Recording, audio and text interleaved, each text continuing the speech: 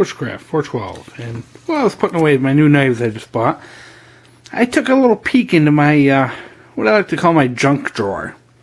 And, I realized, holy cow, I got a whole bunch of knives in there that, I don't do anything with. And just wanted to pull them out and kind of show you what's in my junk drawer. What are those knives that just, kind of sit around and really don't get used.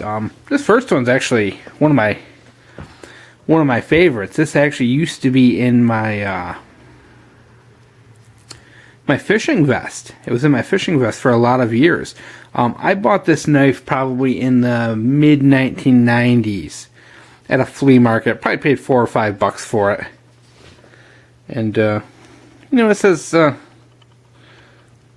name there, stainless. Rost-free, R-O-S-T-F-R-E-I. No clue about this company, who they are and what they do, but this is actually at the time a nice knife. It was, it's got a little, prehistoric pocket clip on there before they really had the metal ones, and I can't believe it hasn't broken over all these years of using it, because that's what I used to have, is I had it clipped into my fishing vest. And one of the little loops has a nice little thumb stud. Of course, the thumb stud's plastic. It's not even metal. It's same material the handle is. And I think they're just glued on, to be honest. It's a half serrated edge, about a 4-inch blade. The surprising thing about this knife is it actually has a beautiful lockup. No blade play at all in this knife. And it's a nice little lockback knife. $4 or $5 flea market knife from the mid-90s, but man, this worked really. I gutted a lot of fish with this knife over the years, and I never took care of it, and it rusted a little, but not bad at all, considering how much I abuse this thing. This here is just a little $2 or $3, cord wrapped fixed blade, like 3-inch knife. Probably got it at a flea market also for a couple of bucks. I probably had this one since like 2000, so it's probably 10 or 12 years old. I do actually use this quite a bit. I've used it backpacking. I've used it camping. This is like my go-to beater when I'm really going to beat the snot out of a knife, and I don't care if I destroy it. I'll do this. It's an old, probably Chinese stainless steel. Doesn't hold an edge very long, but it sharpens up real easy. So, I can spend 5 minutes on a stone and this thing's sharp enough to, for small game or whatever, or fish. So, and they're small, portable, neat little things. $2, $3 knife. It's a beater. Here's one I bought. This is Schrade, and this is actually the first year they went to China. As you can see, it says first production run. And it says on there, Schrade China 05. Factory closed down here in New York in, I think, 04. So this must have been the first production run. I believe I bought this on Amazon. I think I needed one more knife, to get the free shipping. And I just saw this. I'm like, oh, Schrade, they're like 2 hours from me. So I bought it.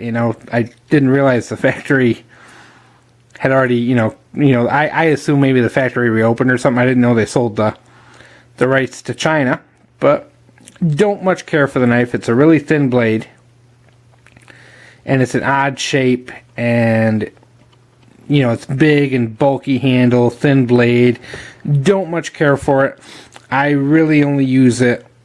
I think I've used this knife like once or twice. Ergonomics, it doesn't fit in the hand good. It's too thick. It doesn't fit in the pocket good. Never really used it much. I tell you what, it's a knife I've almost thrown away a couple of times, but I figured, hey, one day maybe I'll be doing something and just need a beater folder, and so I threw it in the junk drawer with the rest of them. This one's an older, just says stainless china on it. Flea market knife. Liner lock. This is probably also mid-1990s. Lanyard hole, liner lock, big ginormous thumb stud on there, It's an oldie. Used it for fishing for quite a few years. Back in the 90s when, didn't have any internet or anything like that to order knives, and, back when you actually had to go out and buy, you couldn't just order them from a computer, so I probably got this flea market, garage sale, something like that. Pretty cheap. Don't really care for it much. You know, as you can tell, it's getting a little rusty, and I've let it go. This one's another knife I actually enjoy quite a bit. I use this knife a lot, and still do use it. Pull it out of the junk drawer once in a while. This is, if we can get this to focus, an Imperial Ireland. Imperial was part of Schrade back in the day, and they closed up in like 2004. They had a factory in Ireland, and when they made knives, you know, Imperial Ireland. And they did that for quite a few years, and I guess some people said they were really good knives. Some people said towards the end they got to be garbage, but I heard that, you know, some people have some pretty glowing reviews of the old Imperial Ireland knives. This one I like quite a bit because, number one, it's got a terrific lockup. It's an old lockback. Probably late 80s, early 90s. 88, 89, 90. Had this since I was a teenager. This blade is amazingly sharp. This thing gets sharp, really, really sharp, like scalpel scary sharp. And I've used this backpacking quite a bit when I was a teenager, with like Boy Scouts and stuff like that. Really enjoyed this knife quite a bit. And the old Imperial Irelands, you know, from 70s, you know, and all that are quite collectible. So I just thought it's a cool little knife, and it's in the junk drawer because, you know, it's an old lockback, but you know, I still pull it out every once in a while and throw it in the pocket. Here's another knife I just don't like. It's a Schrade Extreme Survival. Model number is the SCHAS1M. It's like that magic opening, you know, Extreme Survival knife. Really just do not care for this one bit. It's too small, too thick for being too small, and this little spring opener, you know, is made of plastic, so I know that's going to break, you know, pretty much any day. It's mostly serrated, not very sharp. You can't sharpen it because, you know, the blade's just too small. Don't really care for this one. Just too small to do anything useful with, you know, but, you know, so it sits in the junk drawer. Once in a while, you know, someone's like, hey, can I borrow a knife for a camping trip? Ha! This is what they get. Suckers. This one here's got a cool story behind it. This is a Buck 425, the Buck Mini. As you can see, made in the USA. This one's pretty old and beat and a little rusty. And I found this knife in a parking lot in 1995. And I know it's 1995 because Buck has, as you can see, it says 425 and there's something that looks like a C after that. Buck has date codes on all their knives made in the USA.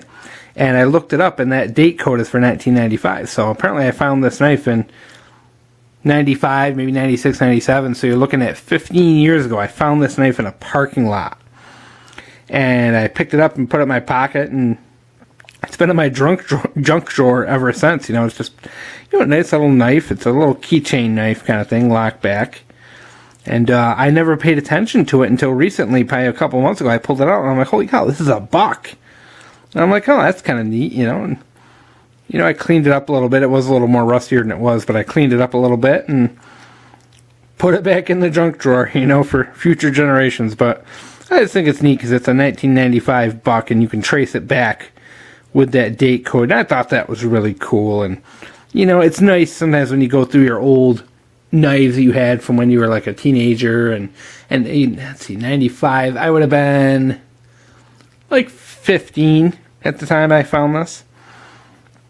It's nice to dig up things like this and, you know, take a little stroll down memory lane. Plus, it's an old Buck, you know. Buck knives were, you know, actually made in America back then. Here's one. Another little flea market find. It's a Maxim knife. Little lockback keychain knife. Stainless Chinese steel. Good lockup on it, though, for a little... These are like the knives you see at like a gas station. They put them in the... they put them in the jar and say like 99 cents. That's one of those knives, you know, and I bought it And I carried this on my keychain for a little while, but I kind of grew out of it. You know, it's actually not too, it's fairly sharp. The serrations are fairly good. For $1 knife, it's actually not a bad little keychain knife at all. You know, good little handle, a little finger choil there, and the ramp for your thumb. It's actually a nice little ergonomic little junk knife. I actually had to say I'm a little impressed with this guy. So I've probably got about 7 or 8 of these in the junk drawer, but I just pulled this one out just to show, you know. Sometimes a buck can get you a decent little knife, you know. Especially one for your keychain. So, I just wanted to share this, you know, I'm just kind of in a, maybe a little nostalgic mood, and I was looking at these, and just kind of wanted to show them, because we all have those knives out there that have been sitting in their drawer forever.